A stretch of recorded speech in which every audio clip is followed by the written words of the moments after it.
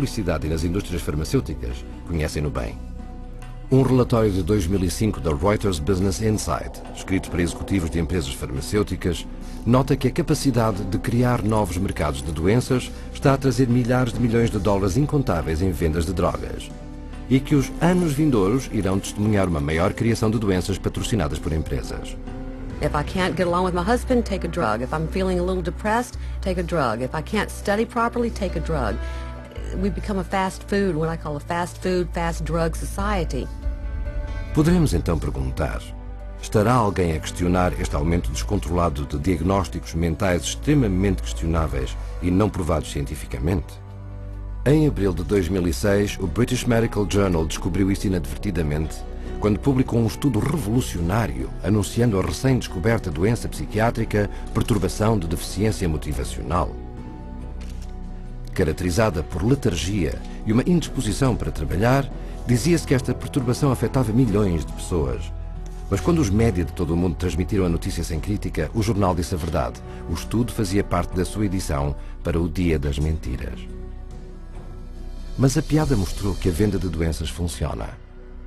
Mesmo pessoas sem qualquer doença mental podem ser consideradas em risco e ser-lhes recomendado um tratamento de drogas. Um estudo publicado no Journal of the American Medical Association recomendou que todas as vítimas de trombose deviam tomar antidepressivos para impedir a depressão, quer estivessem deprimidas, quer não. Descobriu-se posteriormente que os seus autores tinham uma relação financeira não divulgada com o fabricante do antidepressivo Lexapro. Medicação preventiva é a onda do futuro. Como um perito notou, existe aparentemente uma quantidade ilimitada de dinheiro que pode ser feito com a comercialização de remédios farmacêuticos para doenças e ainda mais com remédios para reduzir os fatores de risco para a doença. And of course, every time they come out with a new mental disorder, then they come out with a new drug to counteract it. At least to me, it seems like nothing more than a marketing ploy. There are certain executives in the pharmaceutical manufacturers that have stated that one day in America, every person will be on drugs, healthy or not. Com estas campanhas de vendas de doenças, 100 milhões de pessoas em todo o mundo estão atualmente a tomar psicotrópicos. E como resultado, a indústria de psicotrópicos está a arrecadar mais de 150 mil dólares em cada minuto. Um defensor do consumidor observou: é possível vender 100 milhões de dólares de uma droga, mesmo uma droga má, com a campanha de marketing certa. Com estas campanhas de vendas de doenças, 100 milhões de pessoas em todo o mundo estão atualmente a tomar psicotrópicos. E como resultado, a indústria de psicotrópicos está a arrecadar mais de 150 mil dólares em cada minuto. Um defensor do consumidor observou: é possível vender 100 milhões de dólares de uma droga, mesmo uma droga má, com a campanha de marketing certa. O que nos leva à próxima pergunta. Agora que as campanhas de vendas de doenças estão a criar a ilusão de doenças mentais generalizadas, quão seguras são as drogas que os psiquiatras estão a prescrever para as tratar?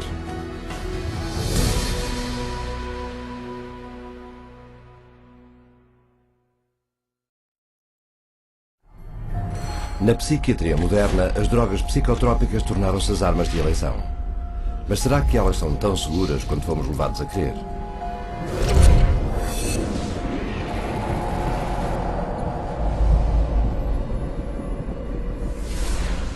Corpos reguladores internacionais como a Food and Drug Administration nos Estados Unidos da América requerem que todas as drogas provem ser seguras e eficazes antes de poderem ser lançadas.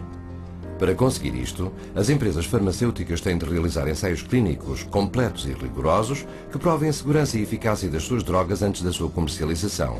Pelo menos é isso que devia acontecer. Só que, sob o verniz das relações públicas, as alegações dos psiquiatras e empresas farmacêuticas sobre a segurança das drogas psicotrópicas estão longe da verdade, e há muitas razões para isso.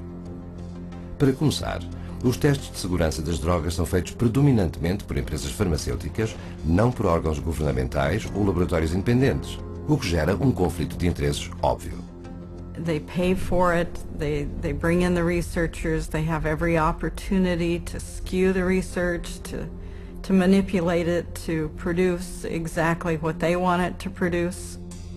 O primeiro passo para apresentar um pedido de aprovação de uma droga psicotrópica é encontrar uma perturbação no Manual de Diagnóstico e Estatística da Psiquiatria e anexá-lo à droga. Depois começam os ensaios clínicos, primeiro em animais, depois em humanos. Se a droga chegar a ser testada em humanos, os ensaios clínicos depois têm 4 fases. Na fase 1, esta é testada no número muito pequeno de voluntários que são usualmente jovens saudáveis, para determinar se a droga não é demasiado tóxica e quais são os seus efeitos secundários. And the studies that are done have young men or women that have very little body fat and are healthy in their 20s. They don't test these drugs on elderly people that have a huge amount of body fat or different proportion of body fat, and they hold the reaction of their drugs is totally different, but they don't ever consider that. Na fase 2, os pesquisadores psiquiátricos determinam se a droga cria os efeitos desejados no corpo humano e quanto é que podem dar antes desta se tornar tóxica. Tal como na fase 1, os sujeitos são na maioria voluntários jovens e saudáveis. So just the people that I already know are going to perform well on my drug are going to be entered in this trial. Well, how well do you think your drug's going to come out? A fase 3 dos testes compara a droga psicotrópica com um placebo, um comprimido de açúcar. Apesar de a fase 3 dos testes ser maior e mais extensa do que as fases 1 ou 2, esta normalmente só envolve cerca de 1000 pacientes e dura somente 4 a 8 semanas, o que certamente não é o suficiente para determinar os efeitos secundários a longo prazo. Hoje em dia, a pesquisa clínica é uma indústria multinacional motivada pelo lucro, em que as empresas farmacêuticas e os investigadores psiquiátricos estão envolvidos em cada detalhe, desde o plano do estudo à análise de dados e a publicação do estudo. Mas ao fazer os seus testes, os psiquiatras enfrentam um problema que o resto do campo médico não enfrenta. É que eles não têm testes científicos para medir as melhorias objetivamente. On a clinical trial for, say, a drug for cancer or for high cholesterol, it's easy to see if something is working because you can look at the study result. The cholesterol level is dropped, or the cancer is shrunk, or the cancer cells are going away, or there are less of them. You can physically see the answer. With mental health issues, you don't have that luxury. Esta falta de ciência permite que os investigadores de drogas psiquiátricas tenham muitas oportunidades de falsear os resultados dos testes de drogas a favor das empresas farmacêuticas. One of the ones I think that is most important is the placebo washout. And what that is basically that they give people placebo pill, the sugar pill, and then anybody who says that they feel better, they get rid of them. And so in which case, they already skew the sample of people being included into the study. That's going to stack the cards against the placebo, and it's going to show an artificial greater effect for the drug. The data shows that the people that got placebo did better. And you know what the researchers said? Oh, that's the placebo effect. Well, we want to get those people out of the study. Outro segredo do ofício consiste em dar aos sujeitos as drogas de teste antes do teste e depois pô-los em abstinência. Então, depois de começar os testes, eles são postos de novo a tomar a droga do teste e saem da abstinência e têm resultados melhores. Ou, se estão a tomar um placebo, continuarão a sentir-se pior. O psiquiatra Richard Borison, por exemplo, retirou esquizofrénicos do Haldol para gerar psicose ativa, depois pô-los de novo a tomar Haldol durante o teste.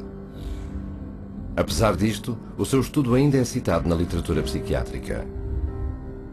Another way that they can manipulate the data is unweighted distributions. I have 3 studies that I look at. One study has 1,000 people in it, and another one has 10 people in it, and another one has 15 people in it. The 1,000-person study showed that the drug was no benefit at all. But the 2 other studies that only had 10 and 15 people in it showed the drugs were incredibly superior. So what do they say?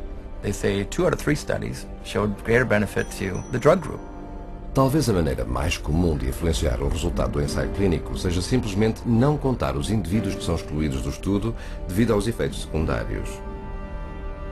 De facto, nos ensaios clínicos para o antipsicótico Zyprexa, 2/3 dos 2.500 participantes tiveram tantos efeitos secundários que foram excluídos.